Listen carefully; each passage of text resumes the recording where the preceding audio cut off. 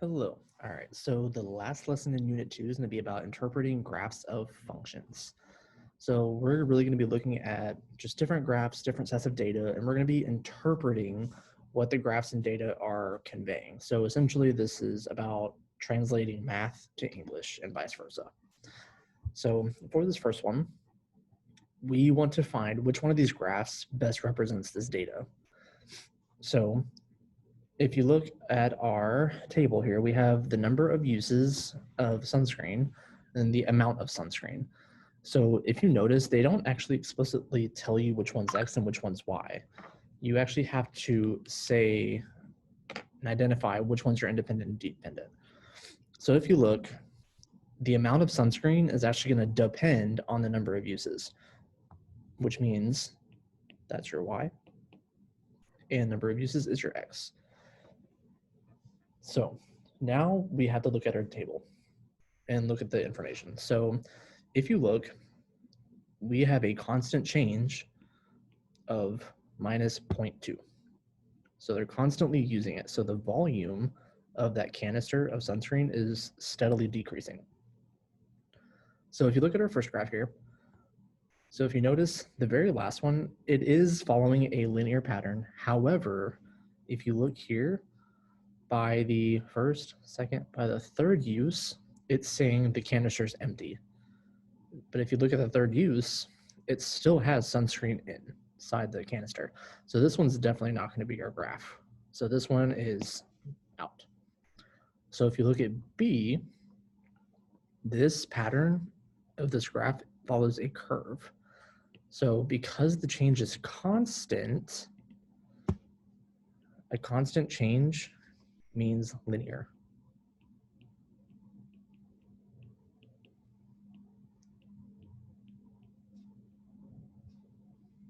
So constant change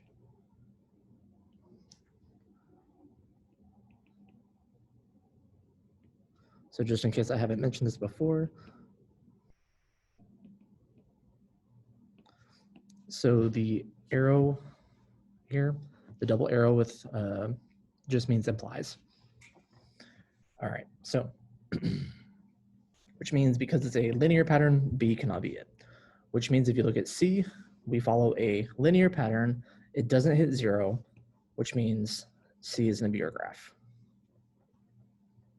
So there's going to be a lot of like subtle details in the table and in the data that they present to you that you really want to look for.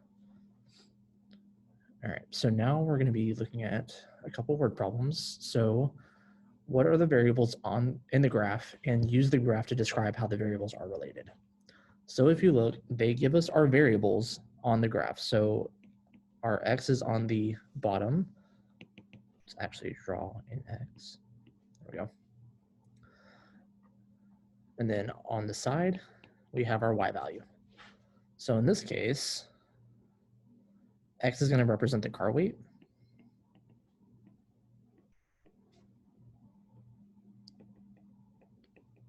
And Y is going to represent the fuel used.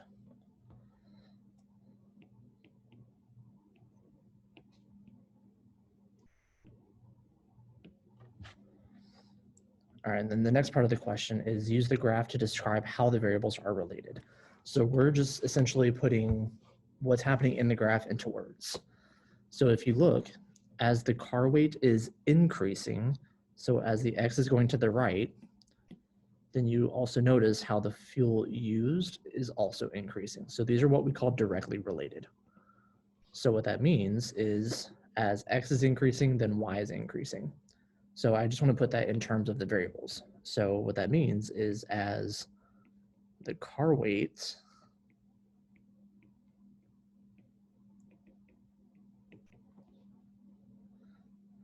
increases,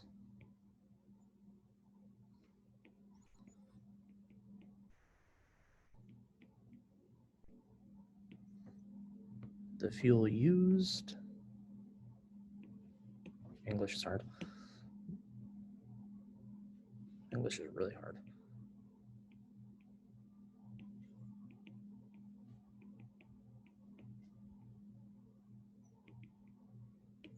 So as the car weight increases, the fuel used is increasing.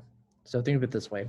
If you have a smart car versus, say, a Hummer, smart car is going to use a lot less fuel compared to a Hummer.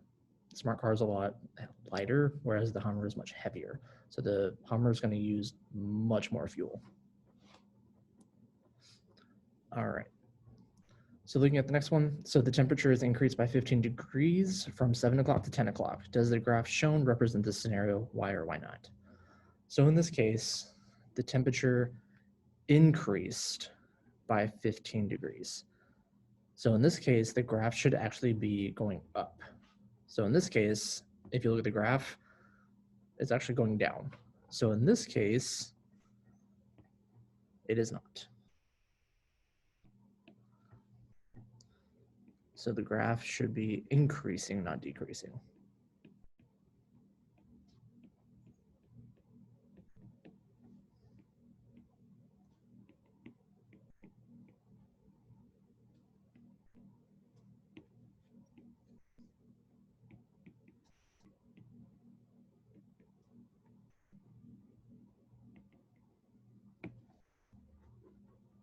All right.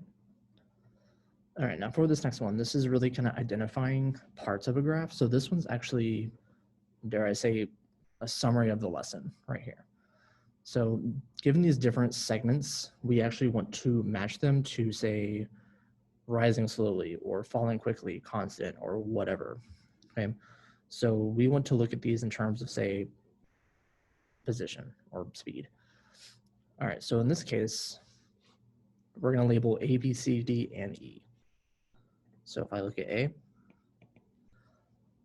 so over here, it is steep and it is increasing. So because it's steep, that means the rate is going to be higher. And because it's going up, that means it's increasing. So what that means, this is going to be rising quickly. Or you could say rising fast or something along those lines.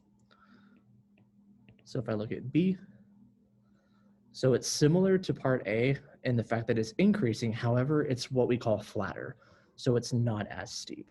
So because it's not as steep, it's definitely not as quick.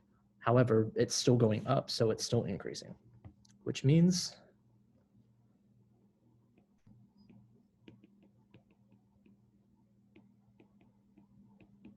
so you could say rising slowly, or you could even say rising slower.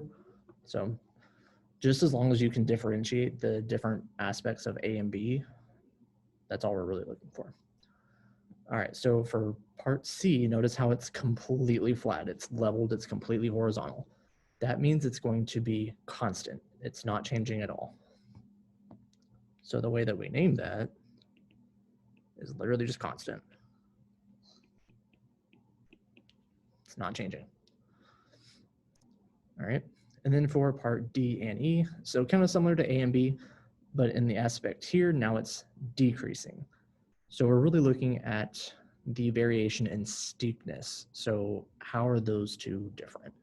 So in this case, part D here, it's very steep and it's decreasing. So this one would be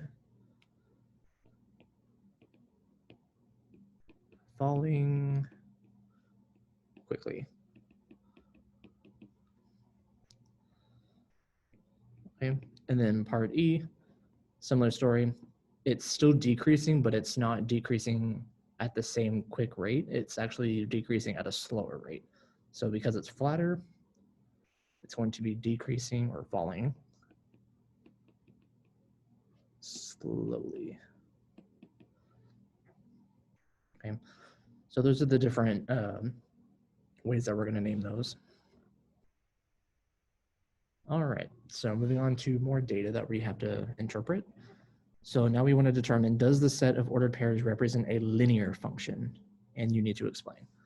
So as mentioned before with the sunscreen problems, a linear function represents a constant change. So we want to see something like this happening in a table where the change is constant throughout. So if the change is -2, -2, -2, -2, it's constant, it would be linear. If it's +5, +5, +5, +5, it's constant, it's linear. But if we have something like +3, +3, +3, +4, that's not a constant change. So that would be nonlinear. So I'm going to put all these values in a table and determine if these are a function. So if you look, you can look from either the coordinates or from a table, and you can see one is going to repeat. So what that means is no x equals 1 repeats. So it's not a function. All right, so looking at this next one here, so does the graph below represent a linear function? So as mentioned above in the sunscreen example, kind of like this one right here, this is a curve. So this is nonlinear. So linear represents a constant change. It'd be a straight line. So if you look down here, I don't know about you, this does not look like a straight line to me, and it's not. So this is nonlinear.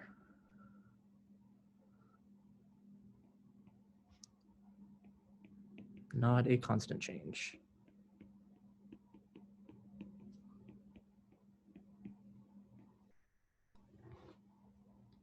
Okay. All right, so just a little preface. These next two problems are kind of challenging. So it's still interpreting data. All right, so in the diagram below, what's the relationship between the number of triangles and the perimeter of the figure they form? I'm going to represent the relationship using a table, words, and an equation. All right, so if you look, they give you a triangle number, and then they give you the actual measurements of the side. So I know 3 and 3 is 6, 6 plus 4, so this would be 10. So it would be 8 plus 6, which would be 14. This would be 18. This would be 22. All right, so what I'm going to do is I'm going to put all this data into a table. So I actually, English is hard. I actually gave you guys a table first, and I told you to start by filling in the table. So for one triangle, you have a perimeter of 10. For two triangles, if you look, you have a perimeter of 14. For three triangles, you have a perimeter of 18. And then for 4, you have a perimeter of 22. So if you find a pattern, look at the change in the y's. So to go from 10 to 14, I add 4, add 4, add 4. So if you just keep adding 4, you could tell that 5 triangles would have a perimeter of 26. Okay. So using that, I want to create an equation. So when I say create an equation, you want your equation to be in the form y equals mx plus b. So what you're going to do, you ideally want to be able to solve and find b. You're actually given y, m, and x. So when I say m and x, you can actually take those from a data point in your table. And then your m value is your change. So this value right here is your m. So it has to be constant. So I'm going to use the first coordinate and the m value of 4 to plug in and then find b. So I'm going to use 10 from the table equals an m value of 4, an x value of 1, and I need to find what my b value is. So what that means, so I'm going to have 10 equals 4 plus b, then solve for b. So subtract 4, that's not a 4, there we go. So I'm going to have b equals 6. So now what I want to do is I'm going to take that b value and plug it back into my equation. So I'm going to have y equals mx plus b. So the only two values you actually want to plug in are your m and your b. So if you remember from previous math classes, that's your slope and that's your y-intercept. So you're going to have y equals 4x plus 6. So that would be your equation. So there is another way you can actually find your equation, and it's actually using your table. So if you notice, let's say I didn't use that. So I'm actually going to shift these back. So if you notice before, I said this was your y-intercept. So remember, your y-intercept you can find if you have your 0 value for x.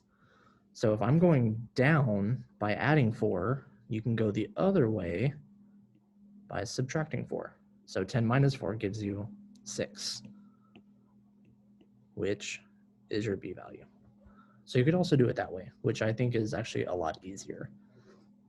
Okay. So you can either solve and find your equation mathematically doing this, or you can work backwards in your table. However, I will give you a heads up. This won't always work or be efficient, just because what if I give you table values of, say, like 13, 15, 17, then like 19. So depending on the data I give you, the table value way may not be sufficient. So you may have to actually do it using the math way. Right? Okay, so now looking at words, what you want to do here is you just want to put your equation into words. So you're literally going to translate it word for word. So when I say translate, I mean, so y equals, so y represents the perimeter. So the perimeter is 4 times the number of triangles plus 6. So I'm going to write it out. So the perimeter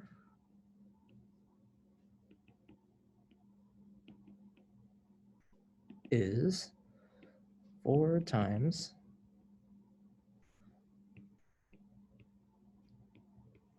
number of triangles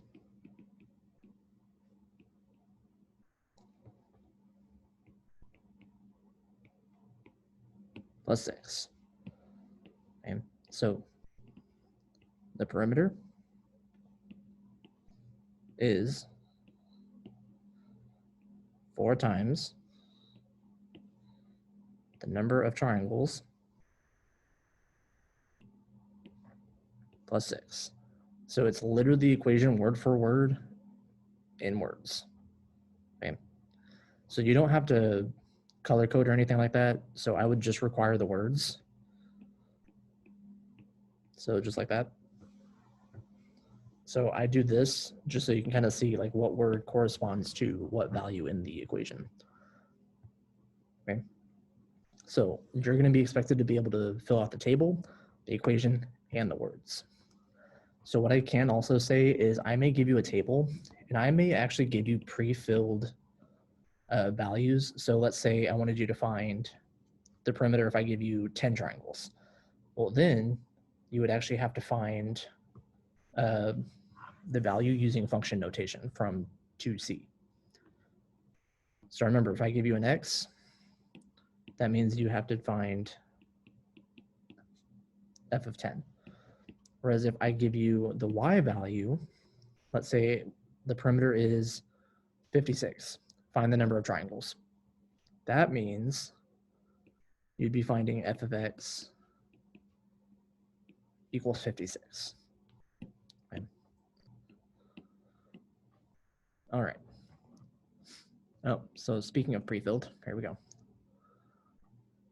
All right, so for the next one, so you want to use the diagram of the squares to complete the table showing the relationship between the number of squares and the perimeter they form.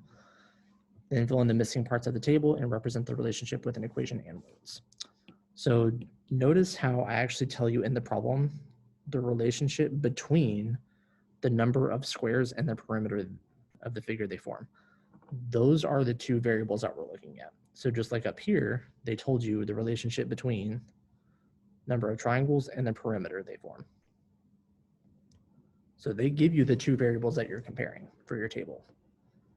So once again, your x values over here So this is going to be your number of squares, and then your y is going to represent the perimeter. Okay, so now I'm going to find the perimeter. So each little segment represents 1. So 1, 2, 3, 4, 5, 6. So for 2, my perimeter is 6. All right. So in this case, if you look, you only need 2 distinct points in order to find a specified slope. So I'm actually going to use those 2 points since they're right next to each other. So what I mean by next to each other, they're consecutive. 1 and 2 are consecutive numbers. 3 and 4 are consecutive numbers.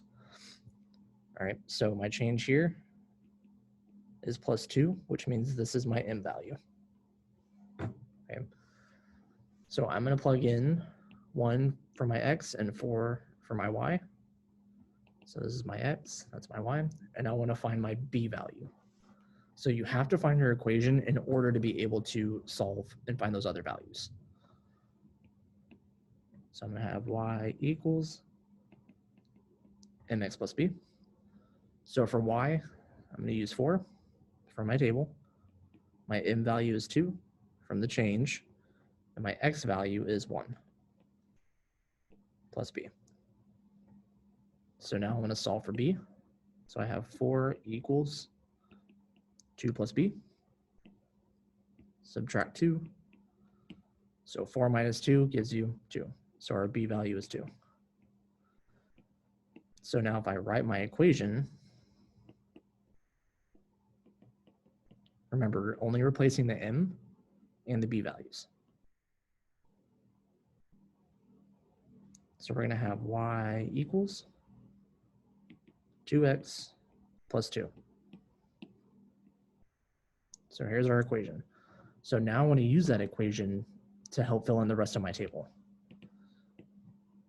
All right, so now for this part right here, if I want to find this missing x value, I'm given a y value. So because I'm given a y, this is a set equal to.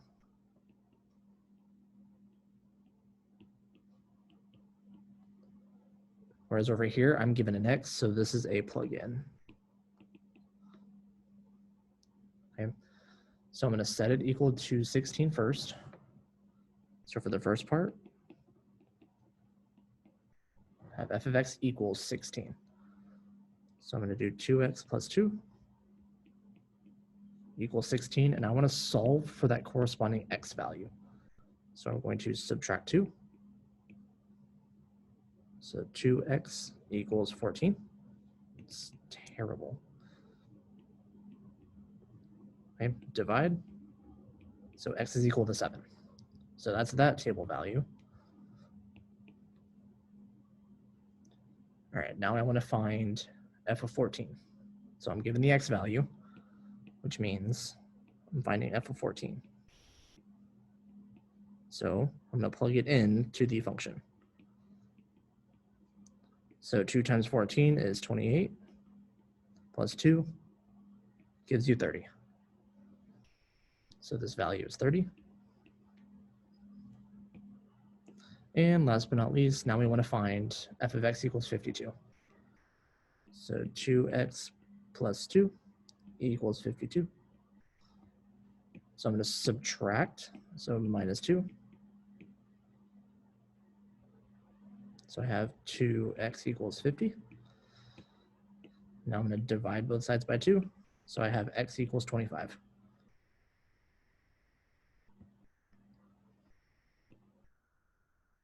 So there's your table, and you also have your equation. So once again, this is a domino problem. So if you mess up on your equation, you're probably going to mess up on the rest of these, just an FYI. All right, so now we want to put it into words. So y equals.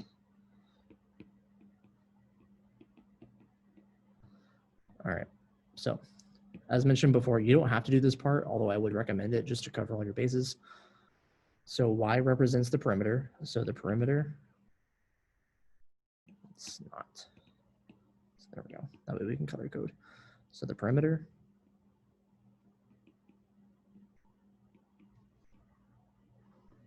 is 2 times the number of squares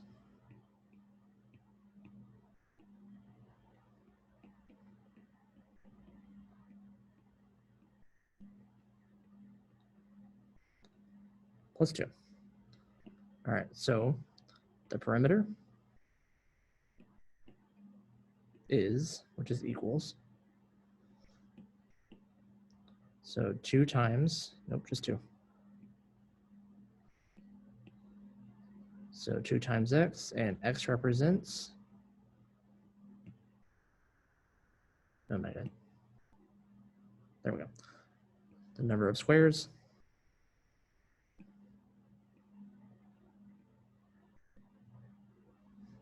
plus 2.